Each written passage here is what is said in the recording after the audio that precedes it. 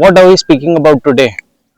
Today we'll be speaking about how you can ride long distances without getting tired. You don't get tired by riding long distances. You get tired by riding wrong. Why am I saying this? There are four major reasons which I wanted to speak about today. Uh, you can sort of ride 500, 600 kilometers per day and still not feel tired, or you can sort of have a 50, 60 kilometers ride and still get tired. Number one reason of why you are getting tired is your grip. You're holding the handlebar too tight. Too many people hold the handlebar too tight. What it effectively does is it sort of makes your palms, your fingers make do a lot of work. It stiffens your arms. The entire arm is stiffened up. Your elbows get locked in a certain position for very long time, and your shoulders are taking the entire weight of your This can be changed with habit, nothing else. When you're riding, try to keep your hands as loose as possible. One simple way to do it, which I did when I sort of started riding, is instead of holding the handlebar, I let my hands rest on the handlebar with my fingers on the clutch and the brake lever. It makes a hell of a difference. So you can start by doing that. Hands need to be loose. It loosens up your entire upper body, your neck, everything. When you hold it very tight, it is putting a lot of pressure. It is making your body do a lot of work unnecessarily. Hold the handle like you're holding a bird. It has to be gentle, but at the same time you cannot let loose of the grip of it. A long distance ride is 50% physical and it is 50% mental. Why do you get tired at the end of the ride, even when, let's say, you are quite relaxed, the bike is has amazing suspensions, the bike is performing absolutely fine? Why do you get tired, right? It is your mental fatigue. What happens is, constantly through that 500, 600, 800 kilometers, your mind is constantly working hard. So you need to sort of put your mind at ease, right? You should not overcorrect things, you should not overanalyze things. This can be with respect to how the bike is riding, or how the roads are behaving, or how the weather conditions are. Stop thinking too much. Again, I have mentioned too much.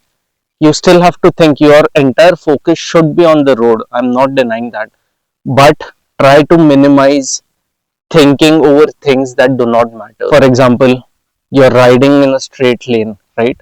It is a 3-lane highway. Unnecessarily do not sort of try to change lanes. Why? This is a very small example, right? When you're changing a lane, you have to think about 5 different things. If the road is empty, why do you want to change the lane? There is no requirement of it. Should I stand up and ride? Should I sit down and ride? Let your subconscious do the working. It will turn out to be fine. Trust me, it won't cause a much of a hassle. All you have to do is keep your basics right, concentrate on what is happening around the road. Vehicle in the front, vehicle next to you, and vehicles in the back. That is it. I would always suggest to look as far as possible, so you know what is coming and you have time for adjusting, correct? Do that. That is the basic. As far as you're doing that, you will be just fine. If you're getting tired on a ride, your posture is not right. It is not the bike, it is not the distance, it is not the roads, it is you. Your posture is the reason why you feel tired and why your back aches. When your posture is wrong, your entire weight, the body weight, comes onto your wrists, and at the same time the wind blast is trying to counter it. So your wrists are completely taking the beating. Another reason why you feel fatigued after a long ride is because um, you're not going with the flow. Good riders don't ride, they flow. You are not sort of allowing the bike to handle itself. Stop fighting the bike, it will reduce your fatigue to a large extent. When I mean stop fighting your bike, what do I mean? There are riders I have seen who sort of constantly try to throttle too hard, brake too hard, move around too hard. No, that is not how you do long distance touring or long distance cruising, right? That is uh, keep those skill sets for the track, I would say, and for the traffic also within the city, but not for highway tours. What happens is when you throttle aggressively, your entire momentum that the body and the bike is flowing with, that changes. Aggressive throttling, your body is being pushed back. At the same time, your core, your shoulders, your arms, everything is working too hard to keep your body within that momentum. Second is similarly aggressive braking, throttling braking. That is not how you ride. When you brake too aggressively, again your body is fighting the momentum. Then there are a few more points with respect to equipments. Equipments play a good chunk of role in reducing your fatigue, but I would not say that that is the primary reasons and primary things to look at. The first 3 points, which are aggressive riding, incorrect riding posture, and your mental fatigue. These are the three basics that you need to focus on. After that is done, maybe the equipments come into the picture. For example, when you gear up, your technical gear should be, I always say that it has to be comfortable first. Um, it doesn't mean that you compromise on safety, but if it is not comfortable, one, either you will not wear it or you will not sort of like wearing it, so you will not like riding wearing it, and so you will ride lesser. So comfortable technical gearing goes a long way. If you're comfortable in your clothing, you can ride longer. Another one major thing is this hydration bag, hydration bladder, I would say. Um, what happens is if you're not using this, you would be stopping constantly for breaks, for water breaks and everything, which is fine, which is a good thing to do. But what happens to your body? Have you sort of tried to understand that once?